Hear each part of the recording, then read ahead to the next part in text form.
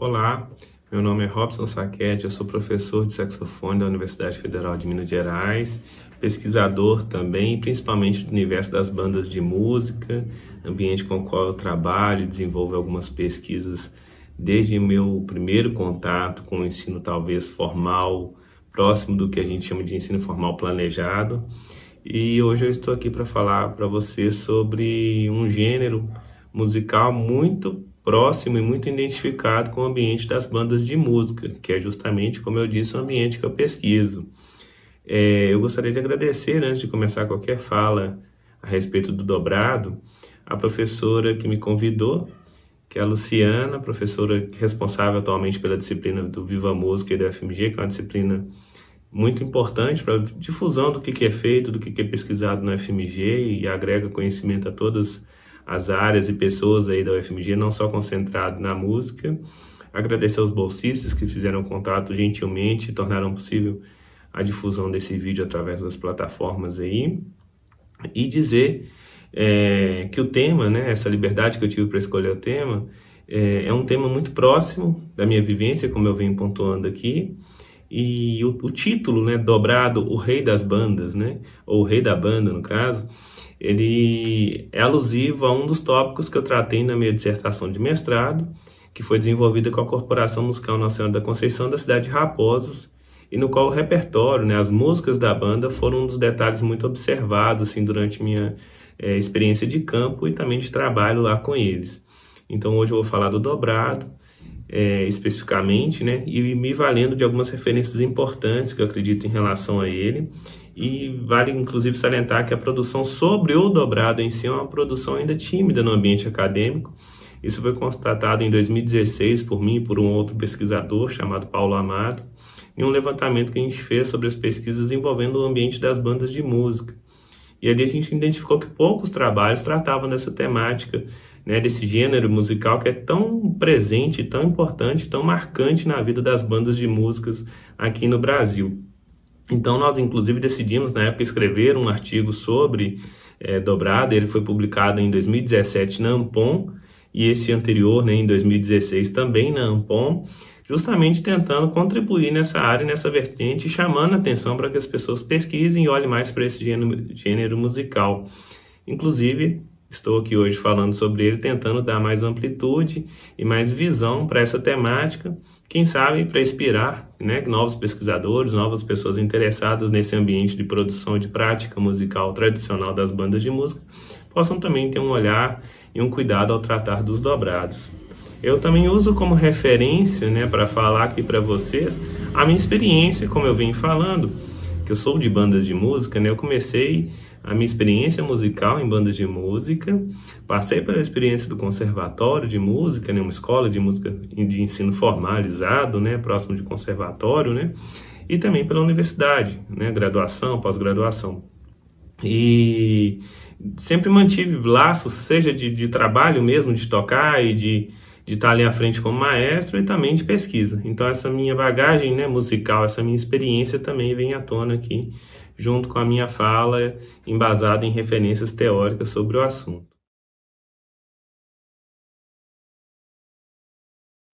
Bom, falando agora dos aspectos históricos em relação ao dobrado, o primeiro que a gente tem selecionado aqui, que eu seleciono para falar, é da própria nomenclatura, né? Por que dobrado, né?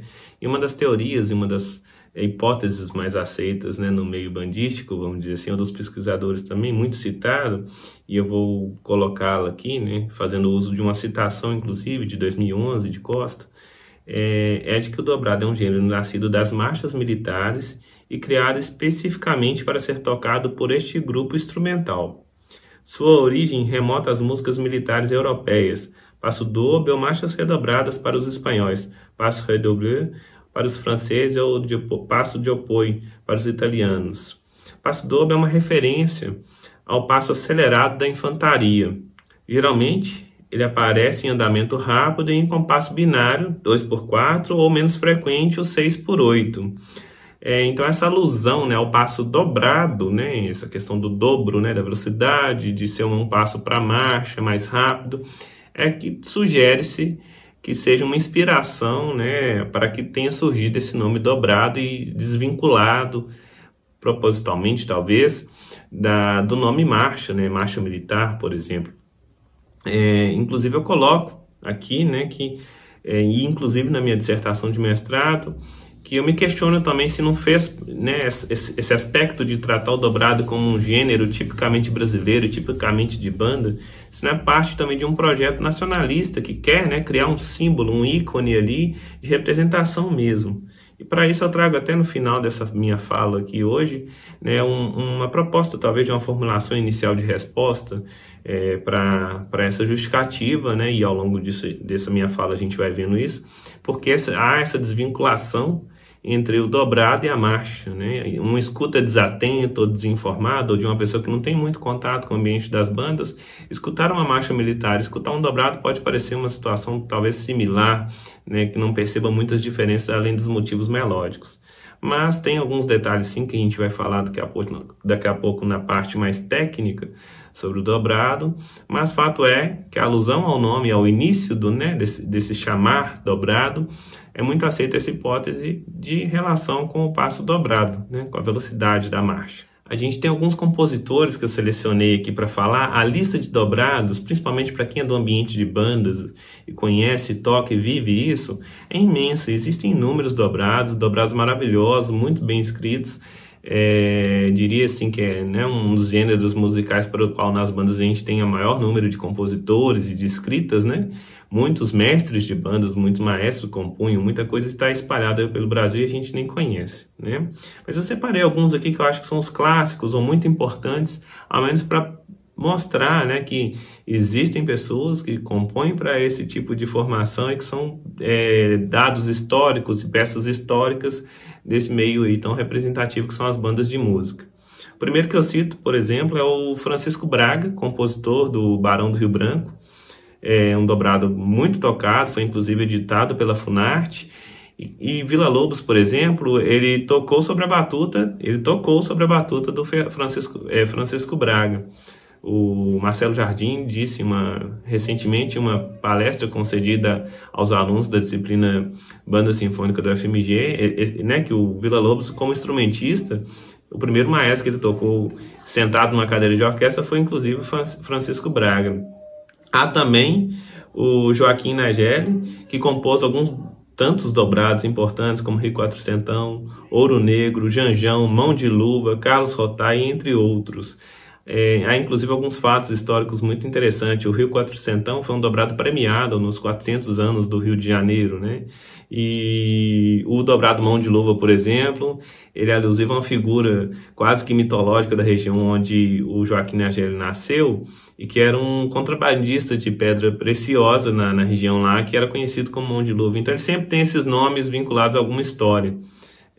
Há inclusive uma dissertação muito interessante de 2015 que conta em detalhes a história e toda a articulação social e política que o Nageli teve como mestre de banda na região do Rio de Janeiro e até fora dela.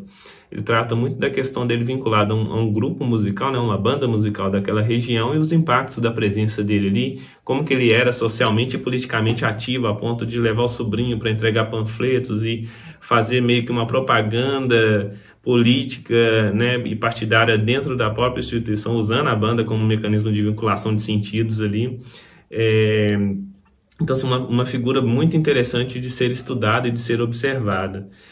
Cito também o Pedro Salgado, que compôs talvez o hino das bandas. Muitas bandas tocam esse dobrado como hino, vamos dizer assim, de representação, que é Os Dois Corações. Inclusive, é um dobrado que eu analisei em 2017, comparando o que seria um dobrado tradicional com um sinfônico, em um artigo que foi publicado na Ampom.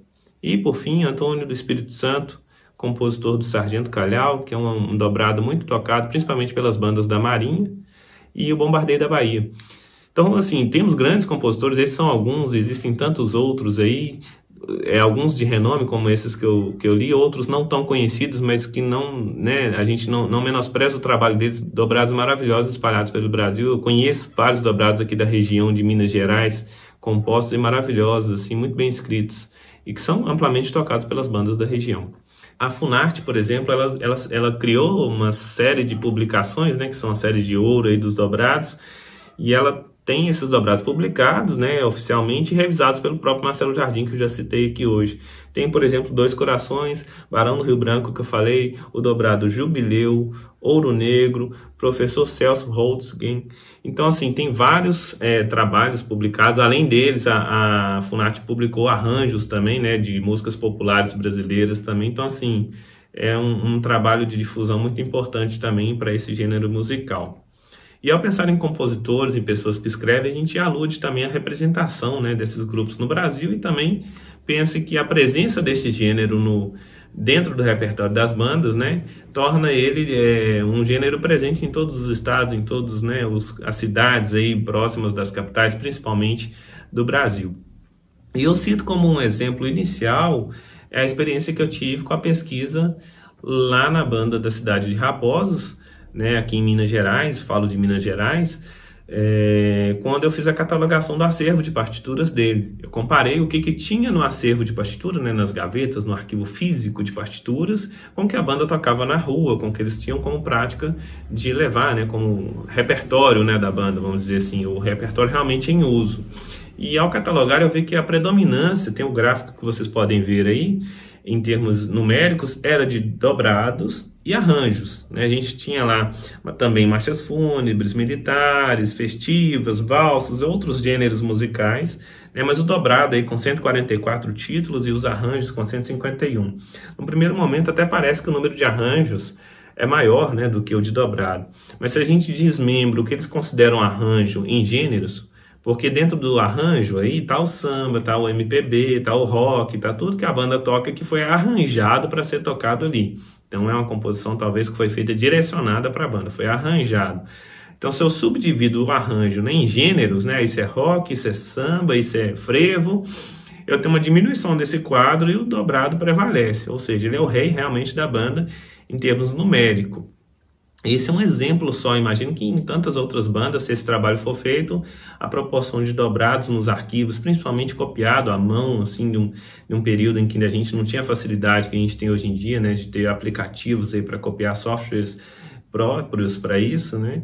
Então a gente tinha essa característica de copistas, né, de pessoas que copiavam e muitas vezes era o próprio autor ali copiando, né, o manuscrito, várias versões para banda, às vezes dedicado. Então a gente tem esse aspecto assim ainda da partitura física e autoral, né, no caso ali, ainda muito viva dentro dos arquivos dessas bandas. Muitas vezes essas partituras originais são usadas até hoje, né, nas estantes. Quando eu digo elas são levadas para ser tocado o original mesmo. Os músicos não estão tocando com uma cópia, nem uma digitalização, eles tocam realmente com o original. Eu falo isso pela minha experiência própria, de já ter tocado e já ter usado, em tempos recentes, partituras originais, assim, manuscritas, né?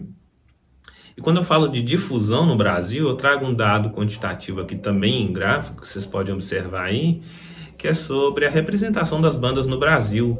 E aqui eu até aproveito a minha fala para desconstruir um pouco uma ideia que é muito utilizada. Não é bem desconstruir, mas sim colocar uma outra ótica, talvez uma ótica mais ampla sobre um dado que é muito repassado nas pesquisas sobre bandas. E esse é um dado, inclusive, que faz parte da minha pesquisa de doutorado, que está em andamento com 3 bandas civis da cidade de Nova Lima, que é próxima da de Raposos, que eu tenho citado tanto, e é perto da capital aqui de Minas Gerais, que é Belo Horizonte.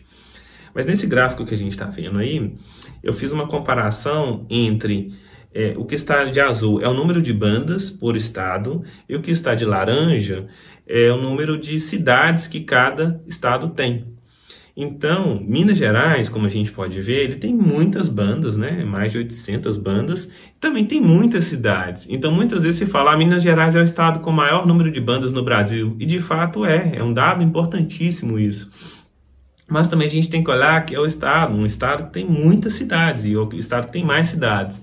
E como é característico na cidade, né, principalmente aquelas mais antigas, fundadas em um outro tempo, é característico ter uma banda de música, é natural que um número elevado de cidades vai ter um número elevado de bandas, tá? Mas o que chama atenção nesse gráfico, e talvez aí resida o que não se fala tanto, é as cidades em que o número de bandas é maior do que o número de cidades.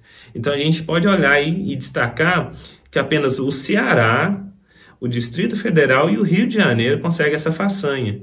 E o Rio de Janeiro, surpreendentemente, porque assim, é surpreendente no caso, né? Que o número de bandas é gigantesco para um espaço territorial pequeno com poucas cidades, né? São 200 bandas. Então a proporção do gráfico aí demonstra claramente, né, que há praticamente o dobro de bandas em relação às cidades, ou seja, a média na verdade o cálculo que eu fiz dá mais de 2 bandas por cidade, tá? A média, né, daria 2,3, 4, alguma coisa assim. Tá? Só para ressaltar, no Brasil são 3.055 bandas cadastradas no site da Funarte, tá? Tem um cadastro de bandas lá, que é o qual eu utilizei para fazer esse levantamento aí, e essa subdivisão aí entre os estados, né? Então, para demonstrar a difusão delas e para que a gente possa visualizar também, a partir da perspectiva de que o dobrado é o rei desses grupos, né? Que a gente tem dobrados dos mais diversos sendo tocados em todos os cantos do Brasil, né? Das mais diversas formas possíveis. Um outro aspecto interessante da gente observar, e para isso eu falo com base na minha experiência de pesquisa e como músico de banda também, é a presença desse gênero musical nos mais diversos contextos de prática musical de banda. Então eu vou dar alguns exemplos aqui, né? Eles não esgotam as possibilidades de análise de ambientes no qual são praticados, mas são exemplos dos mais marcantes. O dobrado, então, ele está sempre presente nas procissões, nas retretas. Para quem não é do universo de banda pode estranhar esse nome, mas retretas geralmente são apresentações públicas, no qual a banda tem uma distinção muito clara entre quem quem está conduzindo o espetáculo, no caso a banda, né, que é o artista ali em momento, e o público, né, que está ali apreciando. Muitas vezes isso acontece em praça pública, ou em algum lugar, né, em algum salão, em algum espaço que está tendo algum evento, a banda está lá, ela está como foco da atenção, né, artística daquele dia, né, quase como se fosse um show, mas sem as indumentárias, talvez sem toda aquela produção artística que envolve um show de grande porte, né? É uma retreta, então isso que se chama comumente, ao menos aqui em Minas Gerais. Tem os encontros de bandas, que são festivais que acontecem, que várias bandas vão e tocam, né? As outras escutam, e tem todo aquele dia, né, de prática musical envolvendo, inclusive há um momento muito simbólico que algumas cidades ainda conservam em fazer, que é o bandão, quando todas as bandas se juntam e saem tocando, o que geralmente um dobrado pelas ruas da cidade, né? Então o dobrado está presente aí também, né? É muito marcante a presença dele, principalmente nesses momentos. Um dos dobrados muito tocados assim, na região que eu conheço aqui, inclusive é aquele que eu falei que é o hino das bandas, que é o Dois Corações, né? E geralmente é ele, um que chama Capitão Caçula, que é muito utilizado nesses movimentos de bandão, né? Que é um dobrado que todo mundo sabe de cor, né? Quando eu digo todo mundo, a maioria dos músicos de banda conhece e sabe sem necessidade de leitura, né? Então, para andar em deslocamento na rua e com um grande fluxo de músicos ao lado ali, é uma coisa muito fácil de se fazer, né? É mais, vamos dizer assim, funcional. E ele também, agora eu cito isso com base na minha pesquisa lá em Raposos, né? Com a banda Corporação Musical Nossa Senhora da Conceição, ele também está presente em outros momentos, como o momento do aprendizado musical. Talvez a categoria melhor que a gente usa é não formalizado, né? O que eu estou querendo dizer com isso? Quando eu fiz a pesquisa lá, eu observei que havia um momento do processo de formação dos músicos que não era nem descrito pela fala deles como um processo natural lá, né? Quando eu perguntava qual que é o processo de formação, muitas vezes citavam a aula teórica com o mestre lá, com o professor da banda, e depois o início deles no grupo como instrumentista. Mas durante as performances, muitas vezes eles tocam os dobrados que nem sempre tem no arquivo de partituras, ou seja, nem sempre o aluno, a pessoa que está iniciando ali, ela conhece, ela tem a partitura para estudar, então ele vai aprender a tocar de ouvido, ele vai pegar na rua ali escutando alguma referência melódica ou harmônica de alguém que está perto dele ali. Então, na rua, com a banda tocando em momentos de performance, uma situação ali de aprendizado musical que envolve justamente o dobrado. Além do que, o dobrado também é utilizado para treinamento de leitura musical, isso citando o caso da banda de Raposos, tá, gente? Pode ser que outras bandas não façam dessa forma, não utilizem esse mecanismo de formação. Mas na banda de Raposos a prática é comum, até o período, né, o ano de 2015, quando eu fiz a pesquisa, colocar o dobrado para que os alunos lessem lá, quando eles já estavam no estágio avançado, né, de teoria musical, tá? Então eles faziam solfejo com dobrado.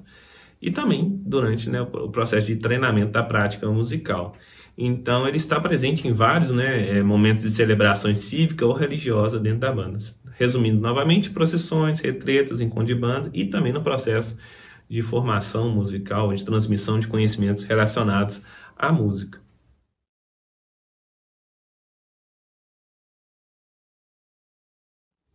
Bom, agora a fala mais técnica, quando eu digo técnica, embasada e relacionada talvez a termos comumente vistos quando a gente estuda a teoria de música, né? A teoria da música e dos tradicionais tratados aí de música. Então, vou falar de compasso, vou falar de tempo, de forma, mas vou tentar trazer uma linguagem mais simples para que pessoas que não são vinculadas, talvez, a um ambiente completamente da música, são apreciadores, né? De banda, ou de dobrados, ou de música, né? Como um todo, ou das músicas, né? Se a gente pode falar assim, para que todos possam, talvez, acompanhar o raciocínio aqui. O raciocínio que eu estou querendo propor, no caso, é de comparação mesmo, e de questionamento. Seria o dobrado, talvez, uma marcha brasileira ou uma marcha tradicional, sem nenhuma distinção, apenas sendo, né, essa nomenclatura dobrado usada como uma alusão a um projeto nacionalista que quer desenvolver, assim como aconteceu com o samba, né, um ícone ali de representação nacional, né? E a título de exemplo, né, sonoro, eu vou colocar dois trechos no caso, uma marcha e o outro um dobrado brasileiro, para que a gente possa, escutando, tentar perceber nuances e diferenças que depois eu vou, talvez, teorizar. Talvez nem todos os aspectos que eu vou citar estejam presentes nesse exemplo, mas são uma mera instigação para que o ouvido perceba que em muitos casos, né, há muita semelhança também estética.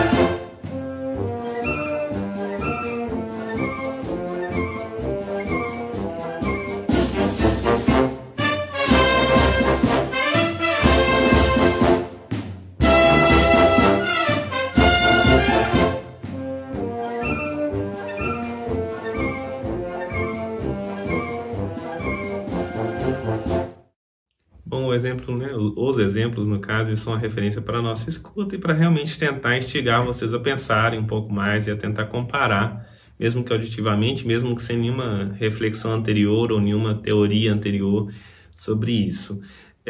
A ideia é realmente provocar, né, para que a gente possa questionar. E eu trago primeiro aqui, novamente, né, para falar dessa questão da discussão entre dobrado e marcha, né, quais são as diferenças, se existem, uma fala, uma citação que busca colocar realmente, talvez, o que seria uma justificativa, um primeiro desenho dessa alteração aí, né, de mutação, né, de uma marcha para um dobrado. Então essa citação que eu vou fazer de 2007, ela diz o seguinte: sendo executada em toda a vastidão do território nacional, a marcha, ou seja, o passo dobrado europeu, e aí voltamos, né, com parênteses à questão do passo doble, no transcorrer do século, ficou completamente exposto às influências dos vários outros gêneros musicais, que, por sua vez, já haviam sido inoculados pela diversidade musical, étnica e cultural das crescentes populações urbanas.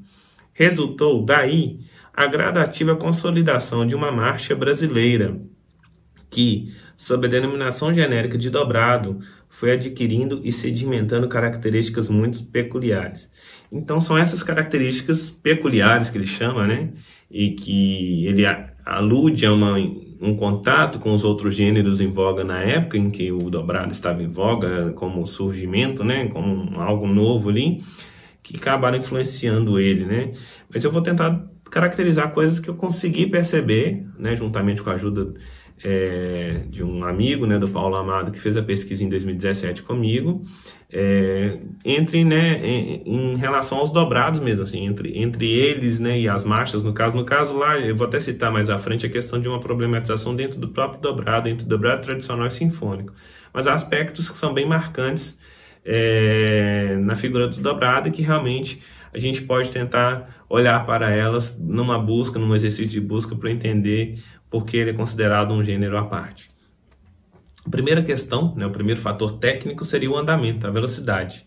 O Rocha, de 2007, novamente voltando a ele traz uma citação ele traz uma fala, no caso, sobre a velocidade, né, da comparação das marchas, né? Ele fala: para as bandas de música, as cadências desses passos foram se uniformizando bem perto das seguintes velocidades do metrônomo. O passo de estrada, uma marcha lenta com marcação entre 68 e 76 tempos por minuto. O passo dobrado, uma marcha rápida com metrônomo marcado de 112 a 124 tempos por minuto.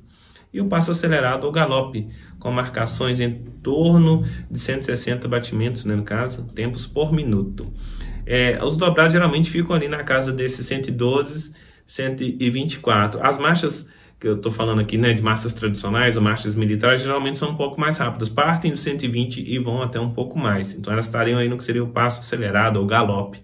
Então o primeiro aspecto a ser observado é a relação ao andamento da peça, tá? Esses dois exemplos que eu dei anteriormente, eles estão até muito próximos em andamento, aí fica difícil de perceber essa diferença de velocidade da música, né? Muitas bandas também conservam o hábito de marchar, e isso, o dobrado acaba significando muito, porque esse andamento ele é próprio para marcha. Nem todas as bandas ainda conservam essa tradição, né, de marchar em rua, né, em deslocamento, mas as que conservem têm o dobrado como um forte aliado para esse tipo de performance. Um próximo aspecto é o compasso, né? Há uma predominância do compasso binário simples, que é o 2x4, ou no caso 2x2 também, anotado como um C com um traço, né, o C cortado, né? O 6x8 é um compasso no qual a gente encontra, né, existem dobrados escritos em 6x8, mas é um dobrado com a recorrência menor se comparado ao compasso binário simples, né? Então, essa forma de divisão dos tempos, né, o compasso serve para isso, né, essa forma que divide e que traz sensações também, né, ele está aludido à questão rítmica e de sentimentos. O 2x4, né, o binário simples, ou o 2x2 são os mais comuns. Outra questão que a gente tem que observar nas distinções entre marcha e dobrado é a questão da forma da música. Geralmente, a estrutura adotada na composição de um dobrado é uma estrutura ternária. Ou seja, o que eu estou querendo dizer? Ela tem 3 partes distintivas, assim, que você consegue perceber separações. Talvez não nitidamente, mas com um ouvido atento ou com alguém auxiliando quem não tem a prática, né, consegue perceber essas diferenças aí. Quase que uma alusão à forma rondó.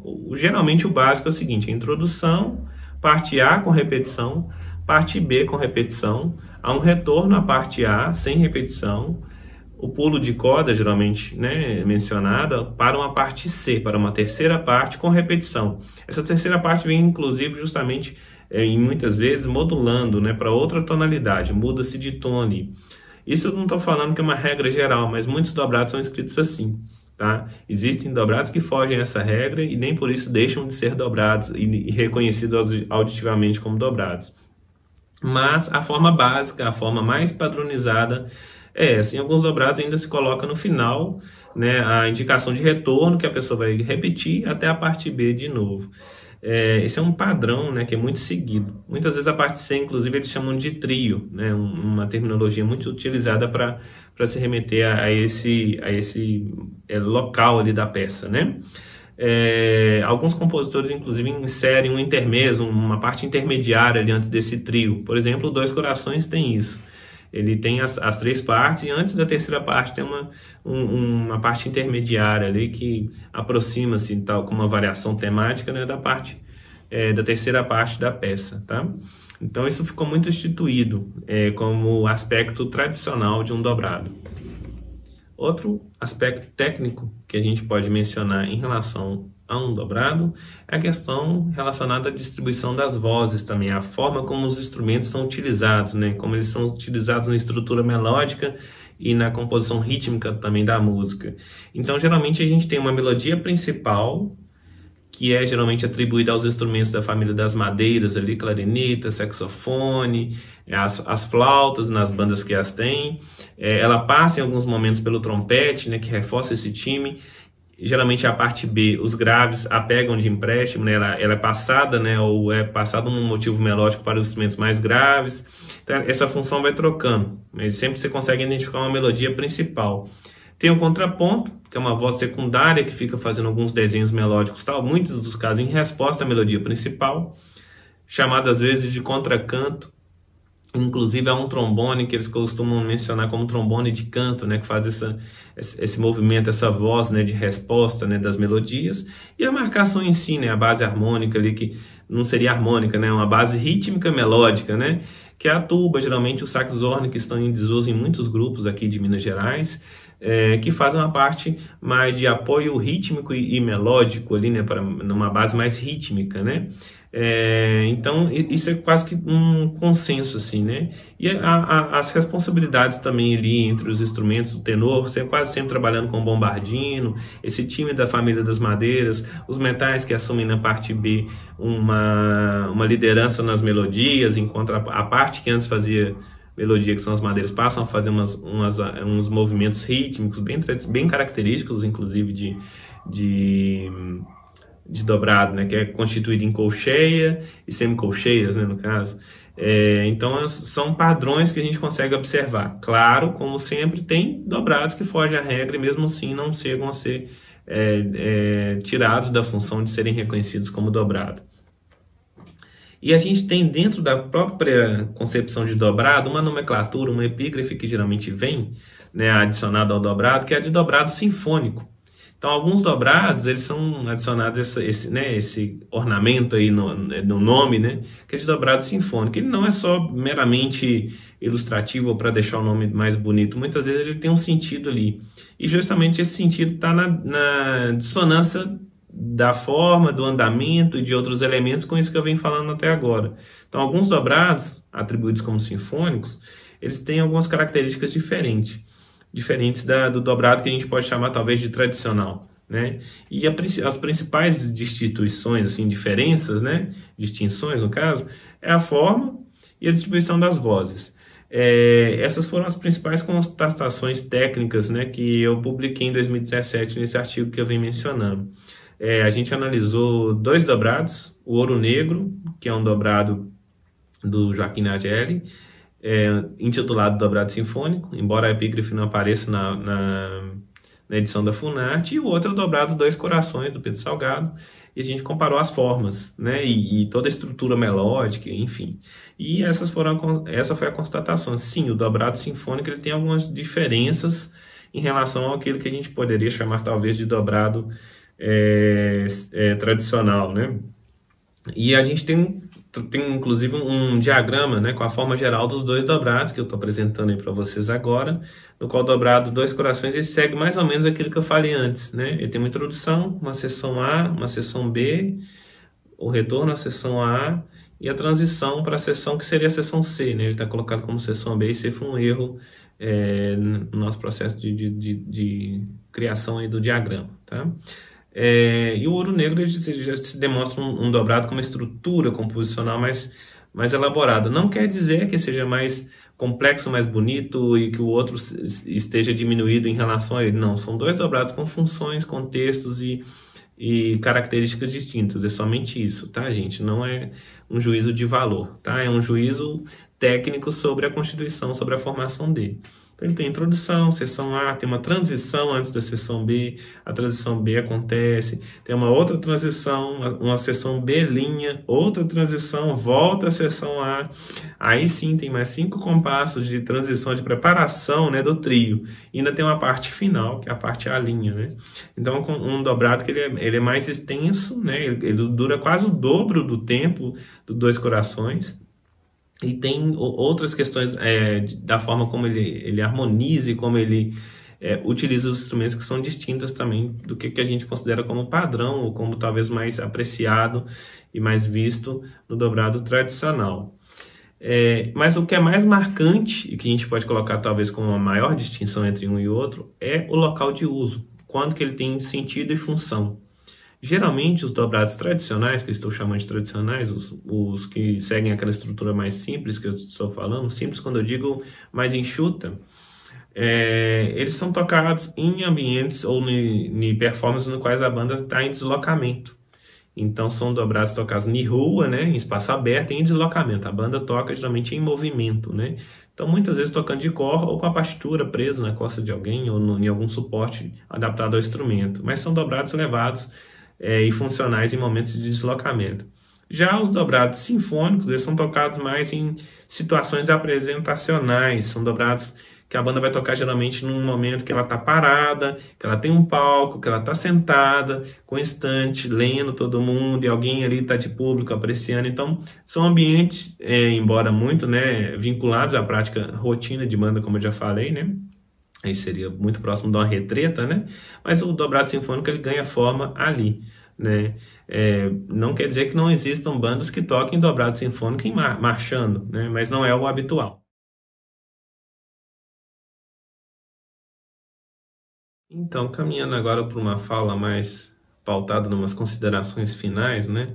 É preciso dizer que essa fala minha, né? Essa apresentação minha sobre o dobrado, ela não esgota de forma alguma, né, as possibilidades investidas que o gênero musical conhecido como dobrado merece e necessita, no caso, tá? Os aspectos históricos, seja dos compositores, das composições, são muito amplos e ainda pouco investigados sobre a minha ótica. Acredito que mereçam ser melhor olhados, né, do ponto de vista das pesquisas acadêmicas, embora estejam embutidos, assim como aconteceu na minha pesquisa, né, de mestrado, ele estava lá dentro do escopo da pesquisa, mas não era o foco principal. Acredito que muitos pesquisadores de banda têm isso como prática, mas é um gênero que ainda merece ser mais visto e mais falado nesse ambiente acadêmico de produção científica, né? Inclusive, eu espero que essa fala minha sirva como um incentivo para que outras pessoas possam também olhar com mais carinho, com mais atenção para esse tipo, né, de música, para esse tipo de repertório. E termino citando, talvez, uma fala que me ajude, né, a ponderar essa questão do gênero musical brasileiro mesmo, né? E eu falo aqui no caso do dobrado, né? Uma citação de 2015 e falo do dobrado enquanto gênero tipicamente ou nacional, né? Ou um gênero que surgiu aqui a partir de uma fusão realmente de elementos musicais e de significados e funções que essa música acabou assumindo no contexto de prática musical das bandas. Então, citando para fechar a minha fala de hoje, acredito que o tradicional ou tipicamente brasileiro reside nas particularidades de seu uso, como parte dos contextos comemorativos, religiosos e cívicos, e nas características sonoras de sua realização, geralmente ao ar livre e com uma sonoridade impregnada de significados. Tanto as questões relacionadas à estrutura e à utilização deste gênero são assuntos que podem e devem receber a atenção dos pesquisadores que direcionam seu olhar às bandas de música.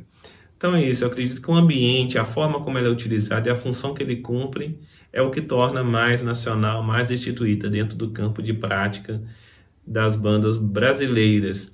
Embora tenha todo aquele aparato de elementos técnicos que eu vim falando ao longo da minha palestra aqui, né, da minha exposição de hoje. Espero que vocês possam aproveitar e tenham mais questões para continuar essa pesquisa e esse olhar para os dobrados, que são de fato o rei das bandas do Brasil aí. Um abraço a todos e até a próxima.